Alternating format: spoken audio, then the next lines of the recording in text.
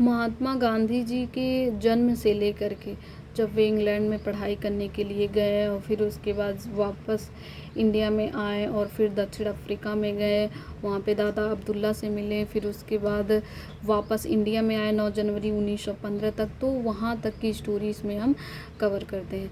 2 अक्टूबर 1869 को गांधी जी का जन्म मोहनदास पुतलीबाई के घर हुआ था। जो जगह है पोरबंदर गुजरात में इनका जन्म हुआ था, मोहनदास पुतलीबाई के वहाँ।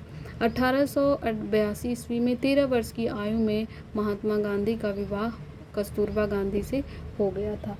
1888 में वे इंग्लैंड में पढ़ाई करने के लिए जाते हैं, कानून की पढ़ाई करने के लिए वे इंग्लैंड में जाते हैं और विदेशी संस्कृति के बीच शाकाहार को उन्होंने अपनाया, आत्म संयम सीखा उन्होंने, और न केवल उन्होंने कानून की पढ़ाई की बल्कि भारतीय जड़ों को उन्होंने गहराई से सीखा।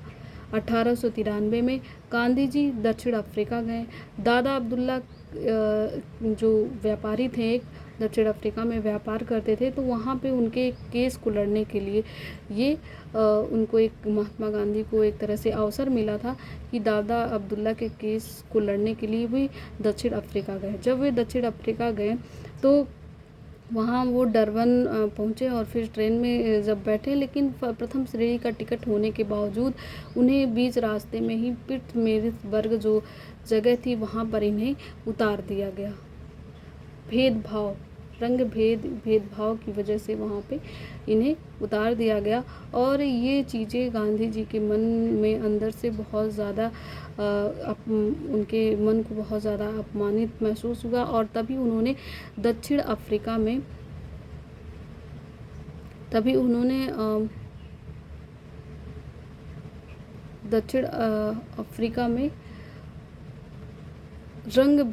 भेदभाव की नीति को उन्होंने दूर करने को संकल्प लिया और फिर 1894 में उन्होंने दक्षिण अफ्रीका में नटाल इंडियन कांग्रेस की स्थापना करते हैं। वहाँ पे 1894 में वे वहाँ पे नटाल इंडियन कांग्रेस की स्थापना करते हैं और फिर 1899 में बोअर युद्ध के दौरान इंडियन एम्बुलेंस कॉर्प्स की स्थापना करते हैं।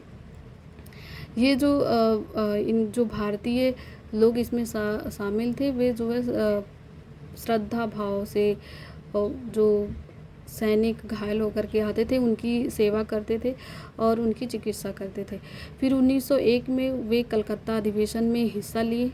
गांधी जी ने 1901 में कलकत्ता अधिवेशन में हिस्सा लिया था और फिर उसके बाद 1903 आता है। तब 1903 में गांधी जी ने दक्षिण अफ्रीका में इंडियन ओपिनियन अखबार को शुरू किया था। 1903 में इंडियन ओपिनियन अखबार को शुरू किया था। फिर 1904 में वे फिनिक्स सेटलमेंट की स्थापना करते हैं। 1904 में वे फिनिक्स सेटलमेंट की स्थापना करते हैं। यही बाद में जाकर के टॉलस्टॉय फॉर्म हो जाता है। 1910 में यही जो है बाद में जाकर के टॉलस्टॉय फॉर्म हो जाता है, लेकिन 1904 में ये फिनिक्स सेटलमेंट की ये स्थापना करते हैं और 1906 में गांधी जी ने ब्रह्मचर्य की प्रतिज्ञा ली और सत्याग्रह का आह्वान किया। गांधी जी ने 1906 में ब्रह्मचर्य की प्रतिज्ञा ली और सत्याग्रह का उन्होंने आह्वान यहाँ पे किया था। सत्य, अहिंसा, इन सब चीज़ों को अपनाया था यहीं पे। और फिर 1906 में वे किल्डोनन कैसल एक जहाज़ थी, उस पर वे बैठकर कहीं जा रहे थे, तो वहाँ पे उन्होंने हिंद स्वराज लिखा था। तो किस जहाज़ पर वे बैठ करके हिंद स्वराज लिखे थे? किल्डोनन कैसल नामक वो जहाज़ थी जहाँ पर वे हिंद स्वराज नाम की पुस्तक लिखते हैं। फिर 1910 में गांधी जी ने टॉलस्टॉय फॉर्म की स्थापना की। 1910 में गांधी जी ने टॉलस्टॉय फॉर्म की स्थापना करते हैं। यही जो है पहले 1904 में फिनिक्स सेटलमेंट था।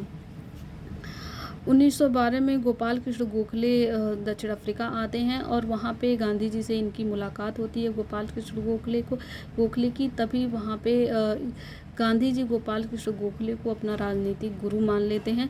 वहीं से उनका गोपाल कृष्ण गोखले को राजनीतिक गुरु मानना यहीं पे हुआ था उनका। फिर उसके बाद 9 जनवरी 1915 को गांधी जी दक्षिण अफ्रीका से भारत लौटते हैं और दक्षिण अफ्रीका से भारत लौटते थे 9 जनवरी 1915 को। 9 जनवरी 1915 को गांधी जी दक्षिण अफ्रीका से भारत लौटते हैं, इसीलिए 9 जनवरी को प्रवासी भारतीय दिवस मनाया जाता है। इसीलिए 9 जनवरी को प्रवासी भारतीय दिवस मनाया जाता है। तो ये था कि 2 अक्टूबर 1869 से लेकर के 9 जनवरी 1915 तक की कहानी। फिर उसके बाद 9 जनवरी 1915 के बाद गांधी जी भारत की स्वतंत्रता तक का, इसे हम नेक्स्ट वीडियो में देखते हैं।